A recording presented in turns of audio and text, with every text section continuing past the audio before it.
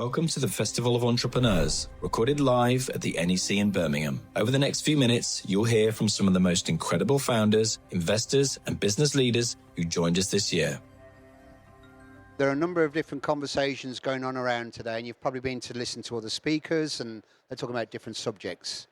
So we're a small group here, so I'm going to ask you to get involved if you can. But what we're here to do today is to talk about acquisitions and why acquisitions are the best strategy to scale for future wealth.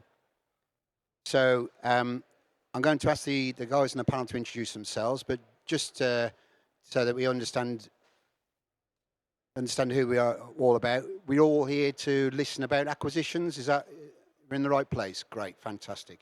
Okay, so amongst us we have Charlie Norton, we have Steve Lawrence, and we have Clive Margits. And what I'm going to ask them each to do is to tell you about their journey and how they've got involved in acquisitions. So without further ado, Charlie, if you want to just jump into this about yourself. Can everyone hear me okay? Yeah, brilliant. My name is Charlie Norton. I'm the CEO of Vamos Business Transfer. We're one of the fastest growing business brokerages in the UK.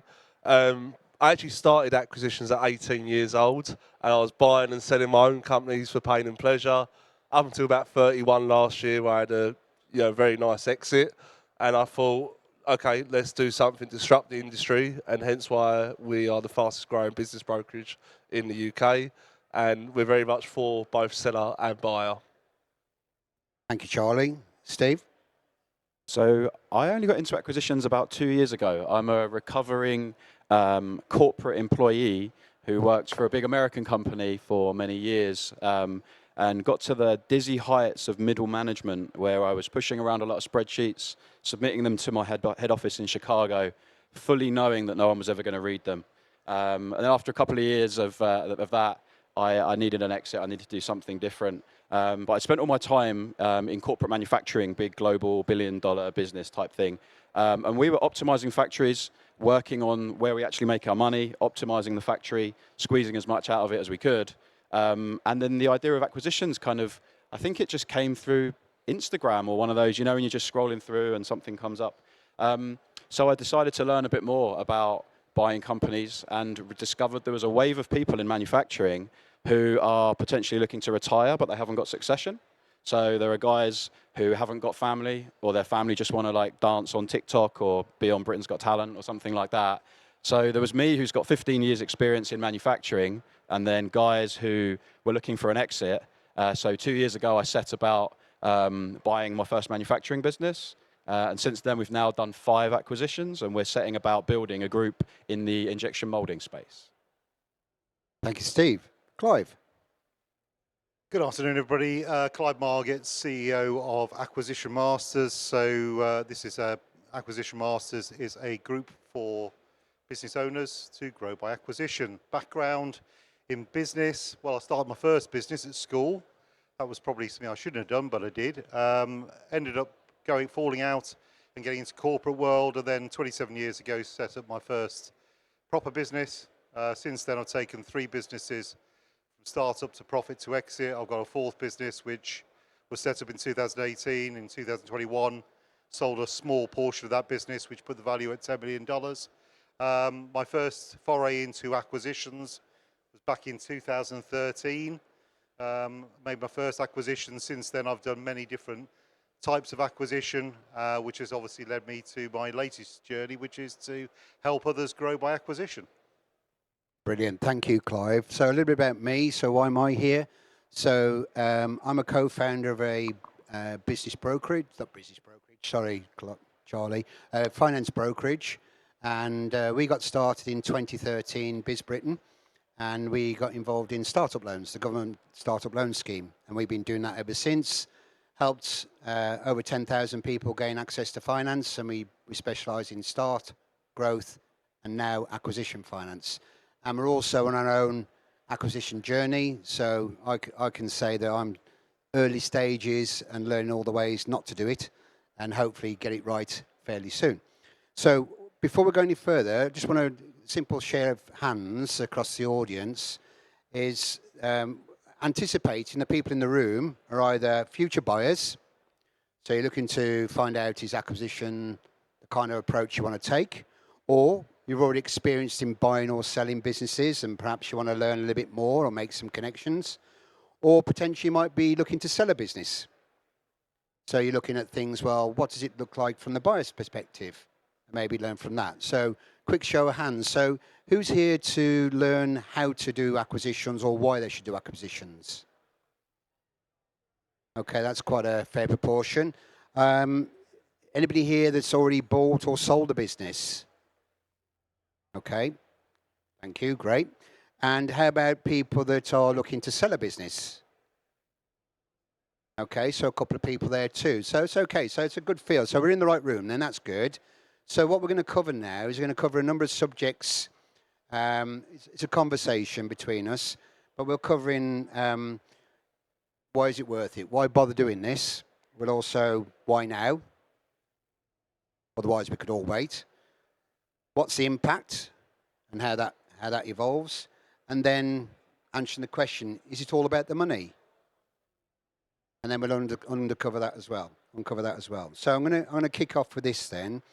And realistically, to say to start off with, so if we start with yourself, Charlie, you've started, you've grown, you've built, you've sold, and now you're in brokering. Why do you think it's worth buying businesses?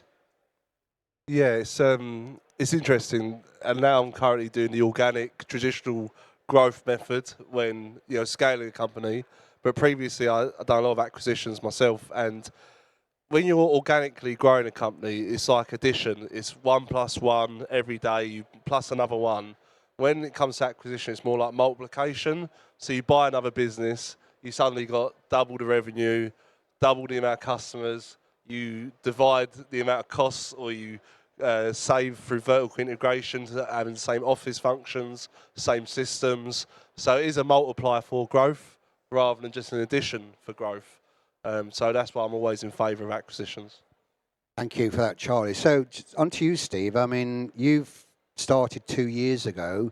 Perhaps you can share with the audience about what your journeys look like, because this is you. You're right in the middle of this. I mean, in fact, you're still fairly early into this, but you've made some great strides, to be fair.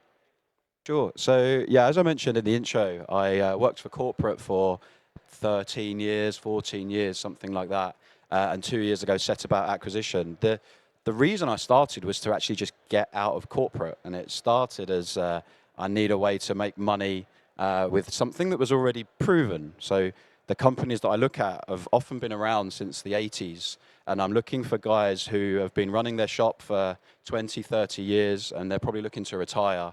But what that means is the business has been around since the early 90s or the late 80s. So you've got stable revenue, you've got customers who have been buying for years, you've got a team. The business has got a credit history as well. So when you want to raise finance on the company, you can raise money on the company to make the acquisition. So that seemed like a much faster way out of my corporate job rather than starting from scratch and trying to come up with the next big idea and be pre-revenue and all that kind of thing. And also, I never think of myself as particularly a creative guy.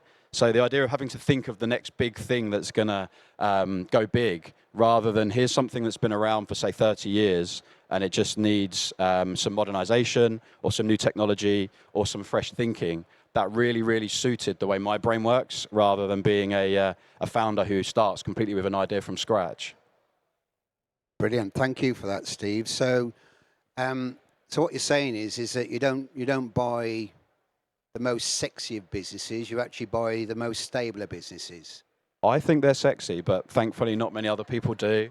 So yeah, it's injection molding, so it's the manufacturing industry, it's factories and 24-hour production and night shifts and stuff like that. But it is quite sexy to buy them and then make them better over time. I will add that as my caveat. Brilliant, thank you for that. So what kind of level of business is your small group at now? Where are you? Revenue-wise? Yeah. So from a standing start, which was 2 years ago, obviously zero, we've now got group revenue of about 6.2 million. So we started with a deal. It was actually the 2-year anniversary of my first deal on Monday. So we started with a deal in Manchester, thank you. That was a 3 million revenue business. A year later, we acquired another one in Leicestershire, which is another 3 million revenue business. And we've now done some smaller, they call them bolt-on deals, where I've got a lot of capacity in my factory, so you can bolt smaller companies inside mine and use them as platform businesses. So we've done 5, and we've grown from 0 to 6 and a bit. I always say fingers crossed, because things are never as stable, and you don't want to say it because it might go away tomorrow. But yeah, from 0 to 6.2-ish within 2 years, Gary. That's pretty impressive. I'm sure you'd agree with that.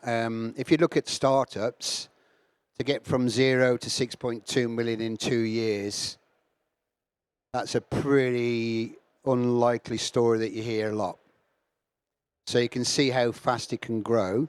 So just moving on to yourself then, Clive. So if we were looking at a business that could grow from 0 to 6, how soon could that grow from 6 to, say, 60? Well, yeah, I mean, well, basically, you need a good platform business to start off with. So I'm sure Steve ended up with doing an awful lot of research in relation to that. But yeah, in terms of how you do that, so I'm involved at the moment with a roofing project right at the very early stages of that. I've a guy from South Africa who's a construction expert, has built towers in Dubai, has built villas in Malaysia, is currently building data centers the size of Amazon warehouses in Holland and Germany right now. And he wants to have his own gig, basically, and actually manage a business for the first time. So he sought me out, and we've had a conversation, find ourselves very much aligned on values and things of this nature. And we're now embarking on acquiring what will be a platform now. The interesting thing about it is, you mentioned 60. We actually have a plan to basically build this group to between 50 and 60 million. And the reason for that is it'll put us in the top handful of roofing cladding businesses in the UK, right? So we'll go from 0 to potentially building a business or a group of businesses to a 50, 60 million revenue, and with a planned exit then afterwards, which will obviously give us many more X. And the other thing about it is that when you're talking about businesses at this level, you can buy them at a certain level, and by bolting them on, which we're going to come on to, I think, a bit later, the value actually increases as we go through the process. So in actual fact, can it be done? Yes. Has it been done? Yes. Is it easy to do? No. But there again, you know, if you want an easy life, you probably don't want to go into acquisitions, but it's very rewarding in many respects, not just financial. Thank you for that, Clive. I think it's something already, hopefully you can already appreciate is from the people on the stage. These are people that are experienced in different things. So you've got somebody that's started at a young age and buying and selling and doing his own, built his own, and he exited it, and last year he exited a good amount of money when he was 31. So it's not just for anybody you haven't got to be old to do this. You don't have to be, you can be any age to do this. You've got Steve there in the middle who has decided, he went on Instagram one day and thought that's a good idea.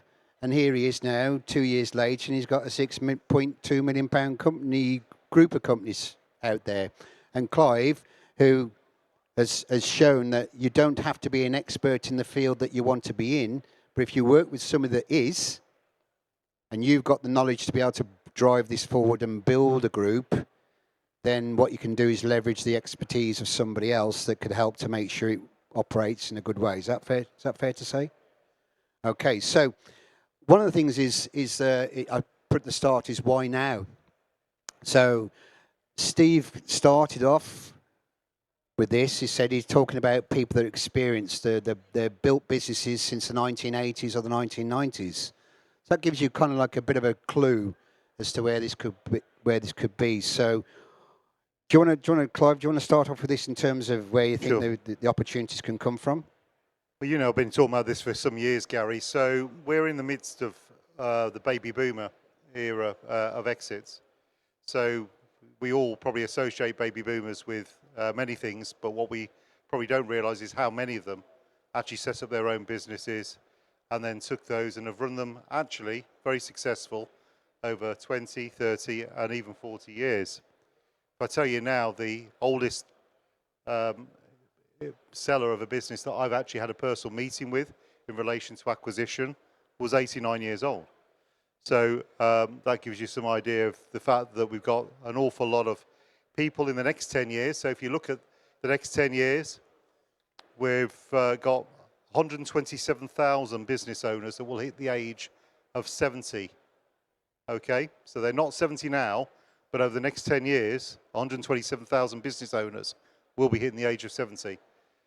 That is a huge number of businesses that need to transition, whose legacies have been built in many cases over many years. There are some that will be small one-man band businesses that will just naturally close, but then the reality is that if those businesses do not transition, then what's going to happen to them? Because by sheer demographics, something needs to happen. So either they're going to close down through a member's voluntary liquidation, which is, by the way, not a failing business, or alternatively, they need to transition, and most of them, in fact, I'd say well over 99% of them have no exit strategy whatsoever. So can't they leave it to their kids? Isn't it that normal to do that? Sorry? Can't they leave it to their children, typically? Well, no, I mean, this is the thing. So give you the example I gave a little bit before.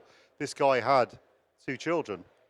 One had worked in the business at one point in his life, didn't want it. Did not want that business. Now, let me tell you about that business, actually, if you will, because that particular business, the owner had decided that he needed to move on at 89 years old. What triggered that? What triggered it was he had an illness. It was a health issue. And he realised, I need to go and move this business on. That was the point at which he decided to move that business on. I met with this chap, and his business has been going for 37 years. He didn't start until he was 52. The reality was that he built a very successful business that essentially exported scientific products, medical products, to many countries across Europe, including Switzerland, had a fantastic reputation. Unfortunately, this guy, we didn't get to have a second meeting. He passed away before that second meeting. We were interested in buying his business, by the way, and we would have bought that business, I have no doubt. As it was, it passed to his children, who didn't want it. That business failed 18 months later. That was the outcome. That's a bit of a grim story, but it's one that's going to become more and more apparent over the next 10 years.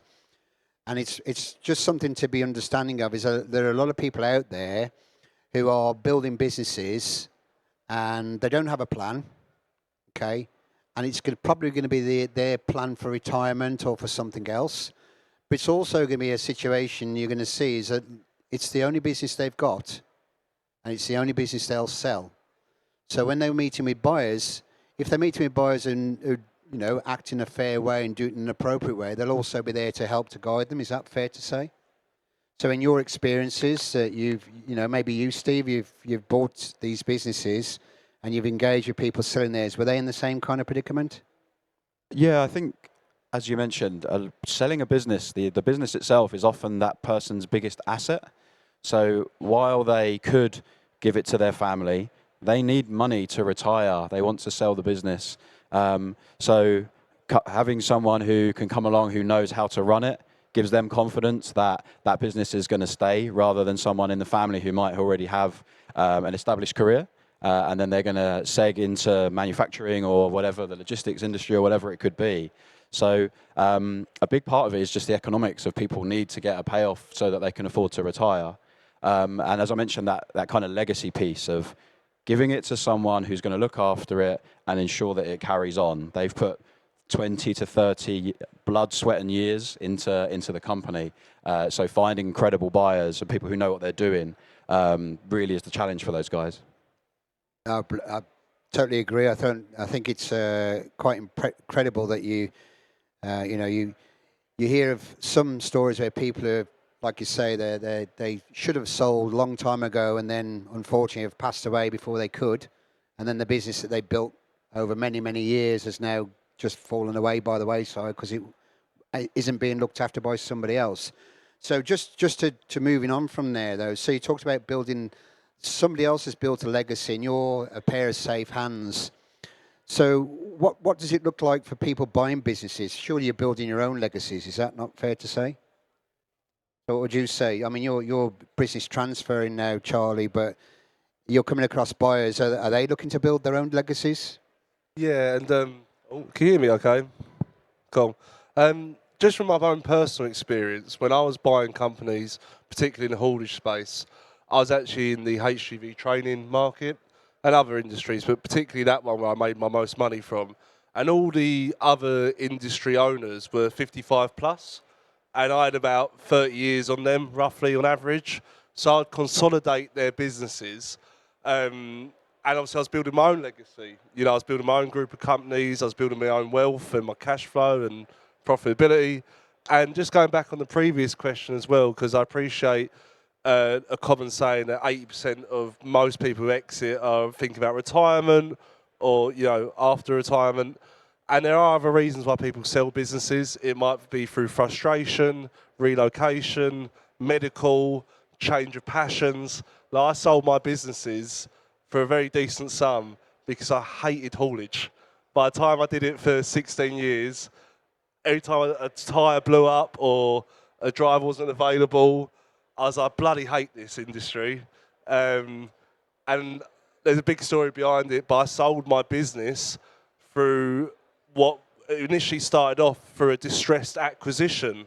So I bought a business for £1 to be part of my be part of my group for a bolt-on. And it was so stressful. It was a light bulb moment where I don't want to do this anymore. So that's what forced me to sell. So just wanted to cap that entire 2 questions. I appreciate that. That's really good. Thank you for that. So in terms of building your own legacies, why would you do that? What are you trying to do? What's your end game? Steve, do you want to jump in there? Yeah, for now, I'm so early in it. I haven't really got an end game or a number or a figure. It's more just, sounds a bit cheesy to be honest, but I just want to build something that I'm proud of having done, rather than spent so many years in kind of invisible corporate where you didn't really get the rewards from all of the inputs. The inputs and outputs weren't proportionate. So at some point, it would be really cool to get some outputs for all the work that I've put in. But for now, it's just let's learn more about this, get better at it over time, and then at some point I can stand back and get the payoff, I guess. So would you go back to being employed? I don't think I'd be able to be honest. Yeah. No, I think now I'm probably unemployable. I think there's too much. Once you can do it yourself, you realise just how much crap that there is that you have to put yourself through when you're employed. I don't think I'd be able to keep my mouth shut. I'd probably get fired, to be honest. Yeah, I can concur with that. I think I've come close a few times. So, Clive, what's your end game? Where are you looking to go with this in terms of your plan?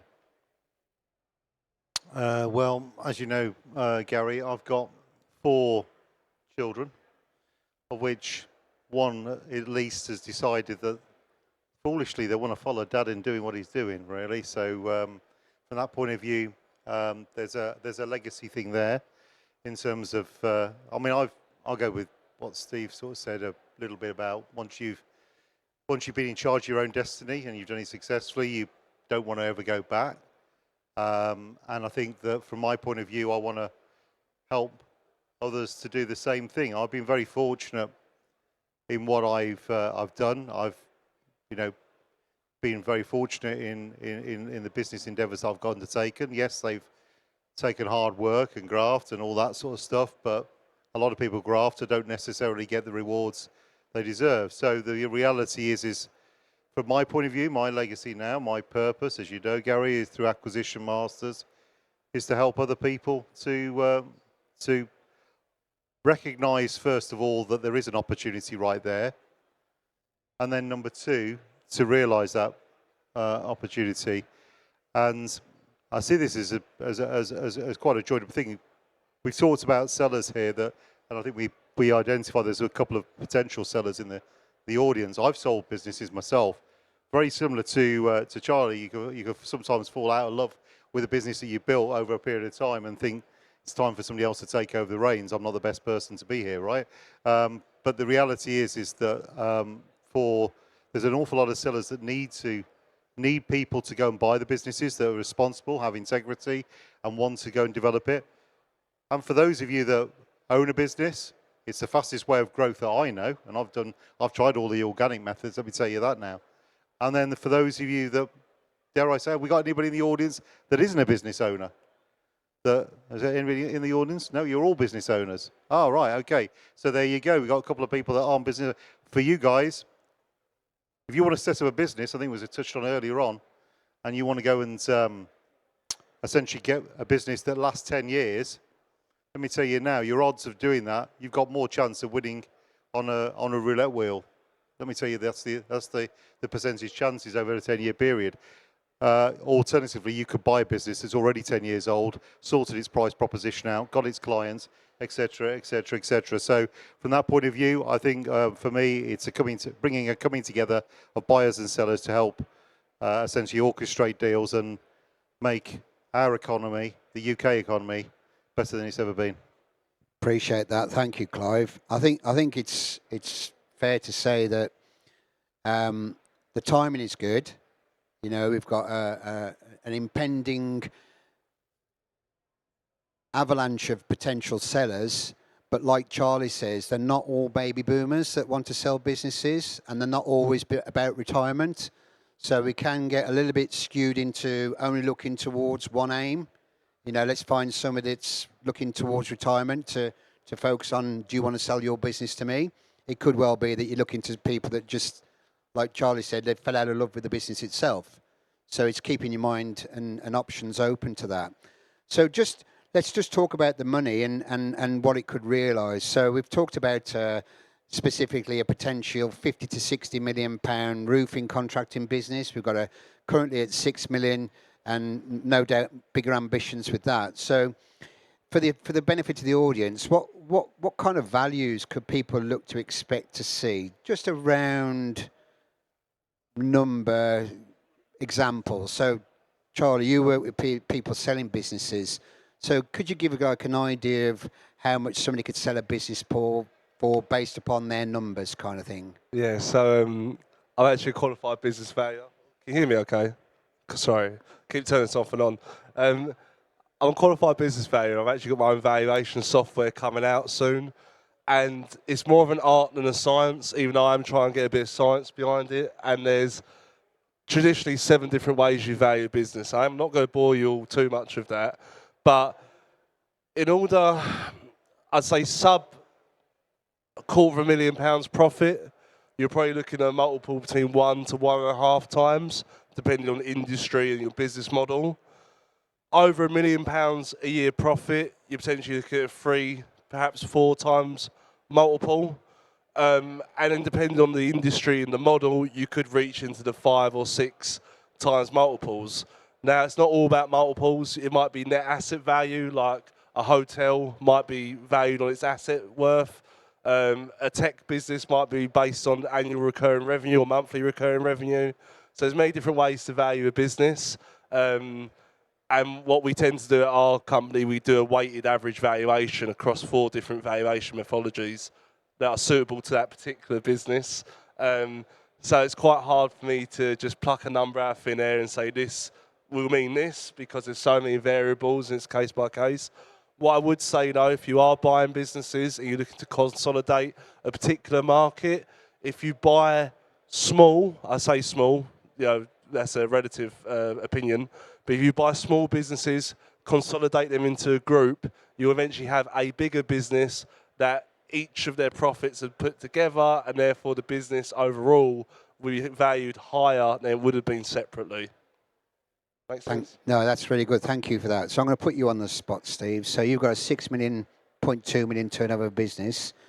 If you know it, you may know it, and I imagine you probably do. How much is your business worth approximately at the moment? Am I allowed to defer to Charlie and put it through the valuation tool and find out?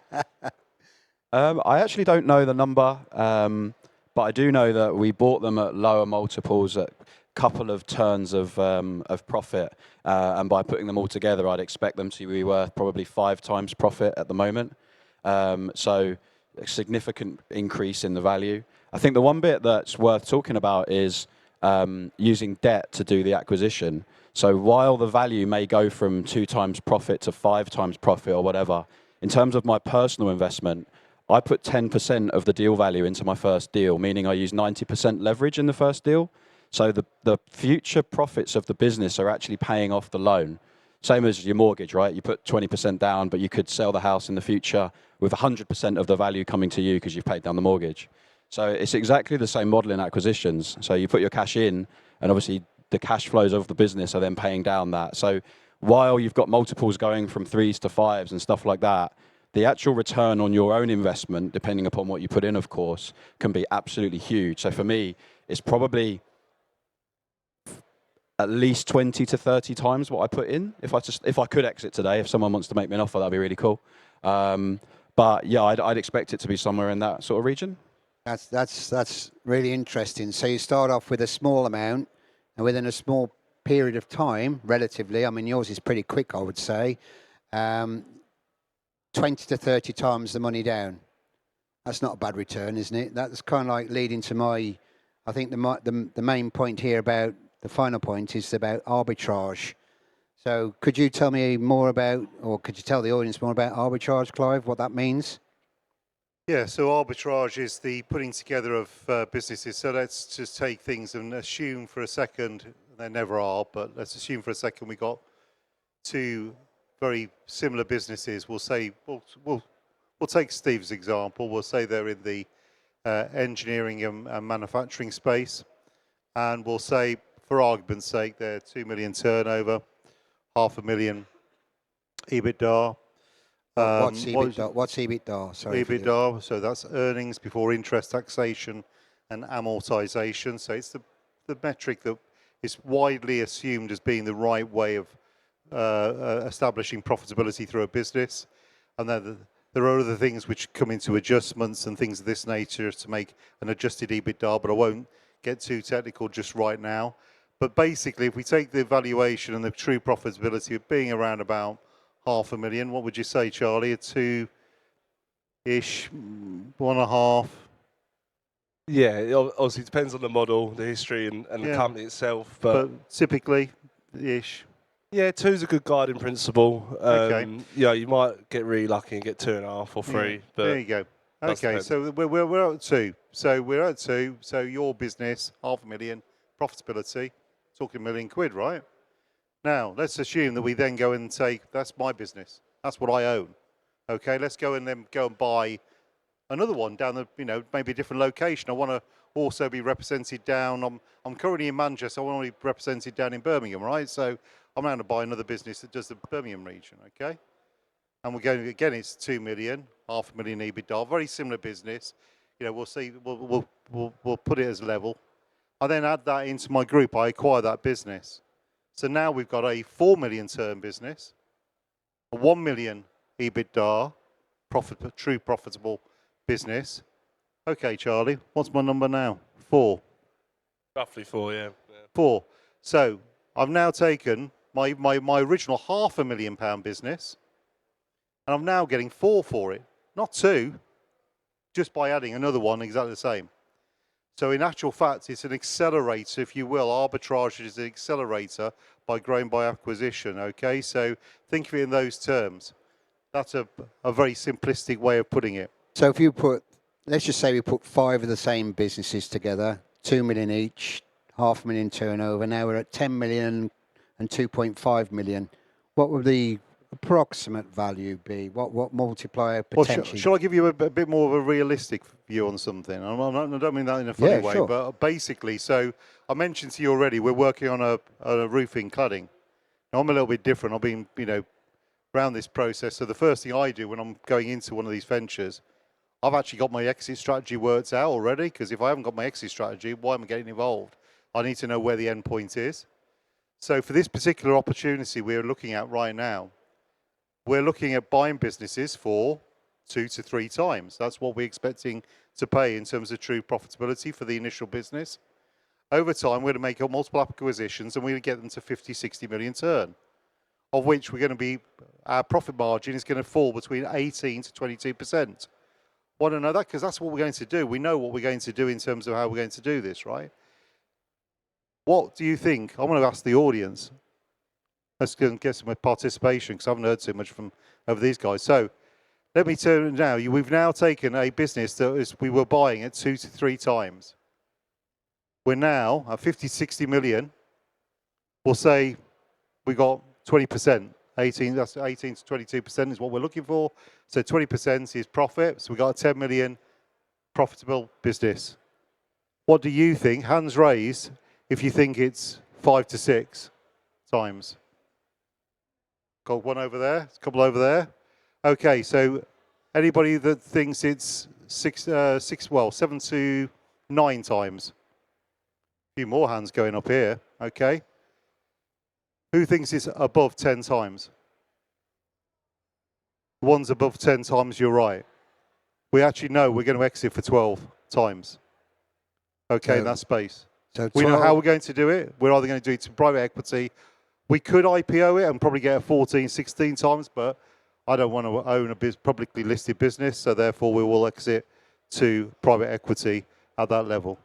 That is basically the opportunity that exists. Thanks for watching this special episode from the Festival of Entrepreneurs. Our mission is simple: to help founders and business owners grow faster, think bigger, and take action. And if you are part of the event, thank you for joining us and being part of the community. And if you missed it, don't worry. We'll be back with even more ideas, inspiration, and opportunities to help you take your business to the next level. You can find out more and register for future events at festivalofentrepreneurs.co.uk.